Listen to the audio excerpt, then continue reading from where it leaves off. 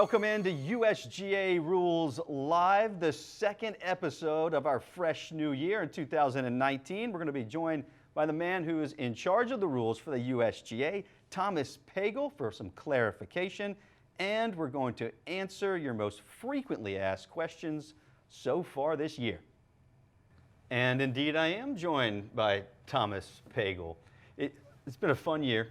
So far, it's fresh still. Yep. The rules now, everybody's starting to get their arms around it and understand exactly how it's going to affect their games. But when we look to social media, some things are starting to gain some traction, so we need a little bit of clarification. Yeah. Let's start with the bunkers. What can we and what can't we do when we hit the ball in the bunkers now? So Ned, I think part of the question here comes from the fact that we've separated out what we used to think of hazards, right? So water hazards and bunkers were all the same. Now we have penalty areas where we're telling you can do all sorts of things, right? You can ground your club, you can take practice swings. Well, we've separated bunkers from penalty areas, so now you have to think of them as two completely separate rules. When your ball's in a bunker, so that area of sand that's been prepared, you still can't ground your club, you still can't test the conditions. So there's no practice swings in there. You can't ground your club behind the ball. Right. There are some things you can do, right? You can move loose impediments, so those natural objects. Right. And if you happen to touch the sand when you're doing it, no big deal. Okay. You can throw your equipment down. Again, if your hand touches the sand, you disrupt the sand. As long as you're not testing, you're okay. And then we still have a provision that allows you to care for the course, right? So if you have to walk across the bunker to grab a rake, you can rake up your footsteps before you play your shot, as long as you haven't improved your line or one of those things. So it's not an absolute, right? It's not a matter of you can never touch the sand. You just need to be sure not to test the condition, not to ground your club in front of or behind your ball and take those practice swings. And don't forget, you can also take your drop outside of the bunker now. I'm a big fan of this one. I'm hearing a lot of good feedback about this change, right? People are saying, wait a minute, for two-stroke penalty, I can drop out behind, and I just might take advantage of that. And absolutely. Now, under the unplayable, right, the first three options cost you one-stroke penalty, whether it's stroke and distance, dropping on a line in a bunker within 2 club lengths in a bunker. But now you have that two-shot penalty option where you can take it outside on the line. I think a lot of people are going to like it. Mom, I love you, but that's an option you should consider. Social media is blowing up about the double hit. Right? Yes. You've seen the videos for sure of the skill. Clipping it and then zipping it around the trees. That's some skill. That's not legal, though, is it? It's not, and I think that there's some confusion out there. People are thinking, wow, I can just double hit now. I have this carte blanche ability to do these things. The provision that doesn't penalize you, it's all about accidental, right? So we wanted I hate to use this, the TC Chen, right? So he hits it, boom, had no intention, hit it a second time. There's no longer a penalty. We count it as one stroke. Now, if somebody pops it up in the air with the stroke and then intentionally hits it, that's still a penalty. Yeah. But it's pretty cool. But definitely a penalty. Now, out in Hawaii at the Tournament of Champions, Bubba Watson in a practice round with his caddy, Ted Scott, and this went viral, hits a putt past the flag. Ted is, again, this is in a practice round. Ted's tending the flag. He pulls it out. And then he realizes the ball chases past the hole. It's going to come back and has the chance to go in, so he puts the flag back in. And then took it out, and then put it in, and took it out. And then Bryson DeChambeau responds, just explain for us, what can we do? Was that legal? Sure. So now we no longer have a penalty if you make a stroke from the putting green and you hit a flag stick that's been left in the hole, right? But that's a decision you have to make as a player. So if you have the flag stick attended, I mean, your caddy's standing there, your partner's standing there, they're close enough to grab the flag stick or they have it in their hand. You make that stroke, that flag stick still has to be removed. They don't have the option of lifting, putting back, lifting, put it back. So if you have that flag stick removed or you have it attended before your stroke, it's got to be out of there, right? There's a penalty if you were to strike it. Now, if you choose to leave the flag stick in the hole, that's where the no penalty kicks in. So again, if the flag stick's removed or if the flag stick's attended, make sure it's removed because, again, if somebody does what Ted did where they intentionally put it back in, you're going to ultimately have a penalty. So I can't be standing, my caddy can't be standing right next to the flag. I hit the putt, and he's kind of gauging the speed and then pulls it out or puts it back in. It's either one or the other. Exactly. That's exactly right. All right. Always dropping knowledge on us. Thomas Pagel. Hey, we're going to be right back with Joe Foley. He's going to take your seat. But first, here is Mike Trostel to fill us in on a special anniversary that's being celebrated here at the USGA. Thanks, Ned. The USGA was founded on December 22nd, 1894.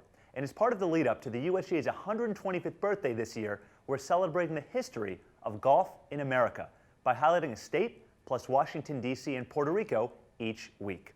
We started with Delaware and will work our way across the country in 2019, talking to pro golfers, celebrities, and other significant figures in the game to get the skinny on golf in their region. This week, we chat with a pair of two-time U.S. Women's Open champions who both grew up in Nevada, Patty Sheehan and Inbee Park. Stay tuned all year as we celebrate 125 years of golf in America. Now we go back to Ned and Joe for your most frequently asked questions. Thanks, Mike. Looking forward to seeing the results of that project. I am joined by Joe Foley. And Joe, at the USGA, we've been getting a lot of the questions, the same questions over and over again. So we're going to answer them right here on Rules Live emphatically. So let's take a look. All right, do these rules apply to everyone? Yeah, Ned, they do. Single set of rules for the entire game, whether you're an amateur golfer or an elite player at the professional level. On January 1st, these kicked off for everyone, so we encourage everyone to dig in and start playing by them right now. All right. Up next, frequently asked questions. How literal is the knee height measurement? This is a good one. It is, and look, knee height drop can be a little bit awkward the first time you try it. But look, just as from shoulder height, if you were just a little bit below shoulder height, a little bit above it, you were fine. We have this new standard in the rules, reasonable judgment standard. If you're doing your best to drop from knee height, then that's all we really need you to do. So do your best to drop it right from that knee height. Okay, makes sense. Get as close as you can to your knee. It's pretty simple. Yep. All right, again, a couple more coming your way here. Frequently asked questions. What can you repair on the putting green? You can repair almost anything on a putting green. We have, we've kind of made this rule a little bit easier for a player out there. They don't have to decide whether it's something that's damaged on the golf course that they have to figure out if they can repair it. In the past, you had some limitations there, but now anything that's damaged that's made by a person, an animal, maintenance practice, you're able to repair. Just don't improve anything else in addition to repairing that. All righty, let's go back to the question list. Similar, but I like this one. This is an important delineation to make. Can I fix aeration marks, and what about old aeration marks? So good follow-up here, because we had said that maintenance practices, if there's any damage to the green, then you want to make sure that you have the ability to repair damage that's made from maintenance practices. This is not something we would consider as damage, right? This is something that is a regular practice by a grounds crew. So aeration marks are things that are on the green that you're not able to repair. So we would just recommend you leave them there in place when you're playing on the golf course. That's when you go to the old automatic two-putt rule that my dad and I used to have. Okay, let's take another look. Frequently asked questions. We are answering your questions. Can I use my wrench to change my driver on the course? So no, this is no change from last year. Essentially, when you've selected sort of the way you want your driver to be played, how you want to use it on the golf course, the settings that you have prior to the round, you're not able to adjust those during the round to change the playing characteristics of the club. That said, if something goes wrong with the driver, if the head becomes loose and you just need to get it back into place, you're able to repair that club and get back playing with it. All right, another equipment question. Can I replace a broken club if it broke in the normal course of play or by accident? Yeah, so a simplification here. I mean, this is, there's going to be some circumstances out there where a player just does this by accident and it's unfortunate. But right now, we're saying it's a simpler rule. Essentially, you have 14 clubs you start with, and you have to play with those 14 clubs. If you start with less, you can add clubs up to 14, but the 14 you start with are the 14 you finish. If you damage a club for any reason, you can continue to play with it. But if you do break it in that case, then you can either try to keep playing with it or just you're going to be left with a 13 that you have still in your bag. That was the point, simplifying things. You got 14, and those are the ones you're going to finish with. Yep. All righty, keep going. Two more questions. Can a committee at any level, including majors, put in a local rule that you cannot leave the flag stick in? Yeah, good question. We've heard a little bit about this over the last couple of weeks since January 1st. The short answer is no. I mean, these rules, as I said earlier, are in effect for everyone at all levels of the game. We've had buy-in and support from all the tours and different administrators and industry stakeholders, and all are supportive of the new rules. people might not love every single one, but the point is that all these different committees, when they're conducting championships, are going to be using the same rules.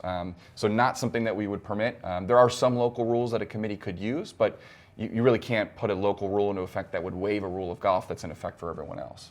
All right, that makes good sense. And the last question, this is one that just keeps coming up, but let's address it. Why not? Tell me again why sand-filled divots aren't ground under repair.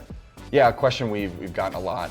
There's certainly a vocal group of people who believe that you should get relief from divots in the fairway, whether they're sand-filled or they're not filled. Look, it's part of the game. There's situations where you get good lies in the rough and bad lies in the middle of the fairway, and this is one of them.